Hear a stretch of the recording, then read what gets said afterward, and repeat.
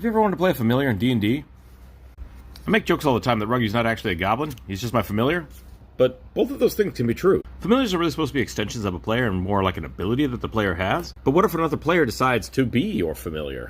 You might think that this would unbalance the game, but if you have multiple players doing it, the DM just has to adjust it for having extra characters instead of it being, I don't know, one superpowered character with 2 abilities. Step 1, choose your race. I would pick something off of the familiar list, but you could go with anything that is a small or medium-sized creature.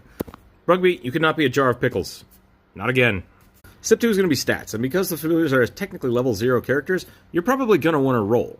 I mean, you could just take these stats straight off the board, but like, having a -4 to int is probably going to be pretty rough. Yeah, I don't know how he does it either.